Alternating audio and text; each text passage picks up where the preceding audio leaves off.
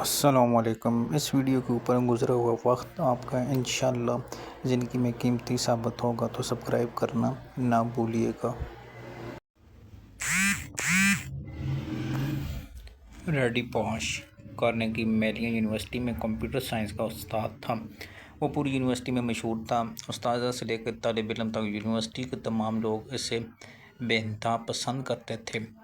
وہ person of the year اور دنیا کی 100 متاثر کن شخصیات کا ایوارڈ بھی حاصل کر چکا تھا۔ اس کا کیریئر بہت برائٹ تھا، جاب بھی اچھی چل رہی تھی اور اسے اپنے کام بھی پسند تھا۔ اس کے 2 احباب بھی تھے۔ وہ ہفتے میں 4 دن ایکسرسائز، 3 دن واک اور جاگنگ کرتا تھا۔ اکاؤنٹ میں رقم بھی تھی، فیملی لائف بھی انجوائے کر رہا تھا، لیکن پھر اچانک سن 2006 میں اس کی طبیعت خراب ہوئی۔ وہ اسپتال گیا، چیک اپ کروایا تو پتہ چلا کہ اس کے لبلبے میں کینسر ہے۔ وہ اسپتال میں داخل ہوا، اس کا آپریشن ہوا، وہ صحت یاب ہو گیا۔ سن 2007 کے آخر میں اس کی طبیعت دوبارہ خراب ہو گئی۔ ڈاکٹروں نے معائنہ کیا اور اسے بتایا کہ کینسر واپس آ گیا۔ اس مرتبہ یہ جگر تک پھیل چکا ہے، لہٰذا عملاً اس کے پاس 3 سے 4 ماہ بچے ہیں۔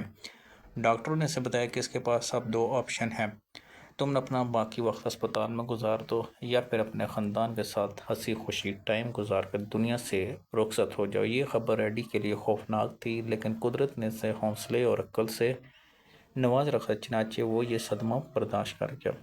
اس کے اس نئی صورتحال میں پہلا فیصلہ جاب چھوڑنا تھا۔ یونیورسٹی کو اطلاع دی اور پوری یونیورسٹی کو اپنا آخری لیکچر دینے کی درخواست کر دی۔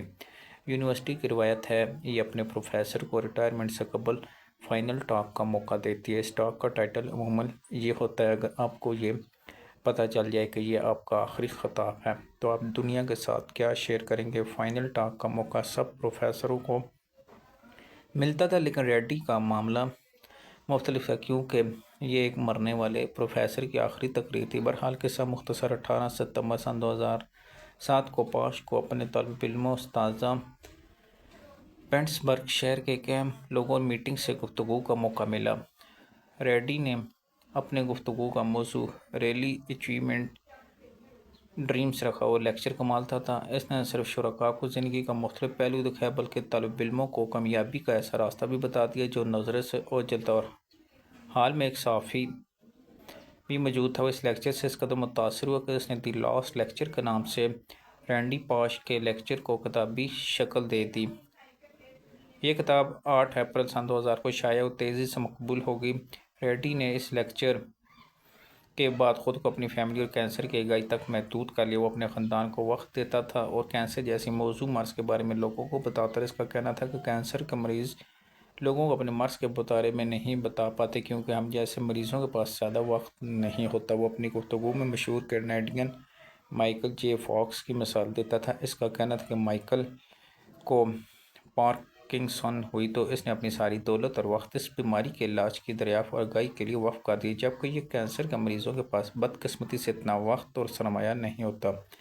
چنانچہ میرے پاس جتنا وقت بچا ہے، میں اس میں آپ کو بتا رہا ہوں۔ یہ مرض بہت خوفناک ہے، آپ اس کے بارے میں زیادہ سے زیادہ معلومات جمع کر لیں۔ بہرحال قصہ مختصر، 25 جولائی سن 2008 کو پاش فوت ہو گیا، لیکن وہ جاتے جاتے دنیا کو دی لاسٹ لیکچر جیسی شاندار کتاب دے گیا۔ پاش کے لیکچر میں بے شمار کہانی اور زندگی کے سبق تھے، لیکن ایک کہانی نے میرا دماغ جکڑ لیا۔ پاش نے بتایا، میں جوانی میں اپنے والد اور بیٹے کو ڈزنی لینڈ لے کے گیا۔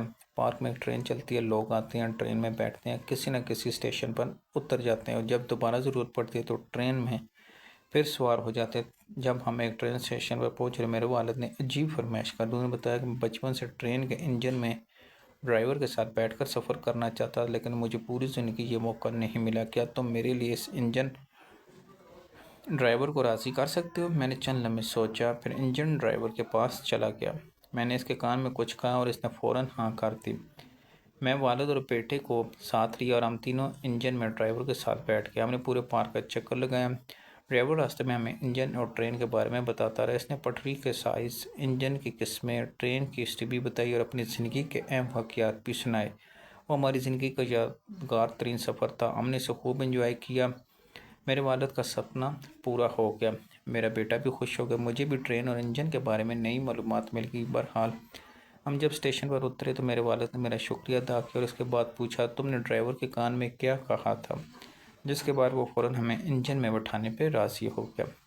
میں نے اس آج کو جواب دیا، میں نے اسے سیدھا سادہ بتایا تھا، انجن میں سفر میرے والد کے بچپن کا خواب ہے، اگر تو میں نے کہا یہ ڈریم پورا کر تو میں تمہارا ممنون رکھوں گا، اور اس نے فوراً ہاں کر دی۔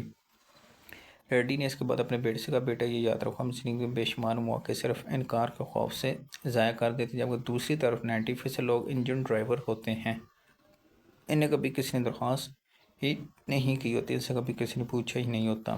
رینڈی نے یہ واقعہ سنا کر طالب علموں کو مشورہ دیا، تم زندگی میں دوسروں سے جو چاہتے وہ کھل کر ان سے کہو، اپنی بات اپنی حضرت دل میں چھپا کر نہ لے کے جاؤ، میں تمہیں گارنٹی دیتا ہوں تمہیں 90% ہاں میں جواب ملے گا، صرف 10% لوگ تمہیں انکار کریں گے، لیکن اگر تم کوشش کرو گے تو وہ بھی مان جائیں گے۔ لوگ دروازے کھول کر ہمارے انتظار میں بیٹھے ہوتے ہیں، لیکن ہم خود سے یہ فیصلہ کر کے بیٹھ جاتے ہیں ہمیں انکار ہو جائے گا یا پھر ہماری بات نہیں سنی جائے گی، یوں ہم بے شمار مواقع ضائع کر دیتے ہیں۔ آپ دوسرے لوگوں کو انجن ڈرائیور سمجھیں اور اپنے دماغ میں یہ بات بٹھا لیں، اس بیچارے سے کبھی کسی نے انجن میں بیٹھنے کی فرمائش ہی نہیں کی، اور یہ پوری زندگی کسی کو انجن میں بٹھا کر سیر کرانے کے لیے تیار بیٹھا رہا۔ چنانچہ لوگوں سے پوچھتے رہے، لوگوں کو دروازے دستک دیتے رہے، یقین کریں دروازے بھی کھلیں گے اور آپ کو ہاں بھی ہوتی نظر آئے گی۔ میں نے یہ واقعہ 5 کی کتاب میں پڑھا، یہ اس کے آخری لیکچر کا ایسا تھا، آپ یقین کریں اس کے بعد مجھے میری زندگی کے بے شمار ایسے مواقع یاد آ گئے جو میں نے صرف انکار کے خوف سے ضائع کر دی۔ میں نے جو پڑھنا چاہا میں آدھی زندگی وہ نہیں پڑھ سکا، میں نے کالج کی زندگی سائنس میں ضائع کر دی، جبکہ میں بڑے آسانی سے آرٹس پڑھ سکتا تھا۔ میں نے بس پرنسپل سے درخواست کرنی تھی، میرے 2 سال بچ جاتے، لیکن میں 2 سال درخواست جیب میں رکھ کر پرنسپل کے دفتر تک جاتا اور واپس آتا رہا۔ میرے والد بیمار تھے، وہ بائی کے گھر گئے اور واپس نہیں آئے، میں انکار کے خوف سے انہیں لینے نہیں گیا، اور یوں میری والد میری زندگی سے نکل گئے۔ میں اپنے بچوں سے بھی بے شمار باتیں کرنا چاہتا، لیکن یہ سوچ کر رک جاتا کہ یہ کیا کہیں گے، کیا سوچیں گے، اگر انہوں نے انکار کر دیا تو اس سے میری بےعزتی ہو جائے گی۔ میں جوں سوچتا کہ میرے سامنے حماقتوں کا انبار لگتا چلا گیا۔ جب میں نے اپنی کامیابیوں کا تخمینہ لگایا تو پتہ چلا یہ سب اللہ تعالیٰ کے دیے ہوئے اس حوصلے کا نتیجہ ہی ہے، میں جس کے تحت کسی کے پاس چلا گیا تھا یا میں نے کسی انجن ڈرائیور سے درخواست کر دی تھی، اس درخواست نے میری زندگی کا راستہ بدل دیا۔ پنجاب کے کسی گاؤں میں سردار کی خوبصورت بیٹی بدصورت ان پڑھ مناظر کے ساتھ بھاگ گئی۔ سردار کسی نہ کسی طرح بیٹی کے تک پہنچ گیا اور صرف ایک سوال پوچھا، بیٹا جب گاؤں میں ایک سے بڑھ کر خوبصورت اور خاندانی جوان موجود ہے تو تمہیں اس لگڑے کے ساتھ بھاگنے کی کیا ضرورت تھی؟ بیٹی نے شرم آ کر جواب دیا، پورے گاؤں میں صرف اس نے ہی مجھے دعوت دی تھی، میں گھر سے بھاگنے کی تیار بیٹھی، اس نے آفر کی اور میں سامان لے کر اس کے ساتھ نکل گیا۔ پاش کا انجن ڈرائیور بھی سردار کی بیٹی تھا، یہ بھی مدت سے کسی کے پوچھنے کا انتظار کر رہی تھی، نے پوچھا اور ہاں ہوگی۔ آپ بھی دائیں بائیں دیکھیں تو آپ کو ایسے سینکڑوں انجن ڈرائیور نظر آئیں جو روزانہ آپ کے منہ کھلنے کا انتظار کر رہے ہوتے ہیں۔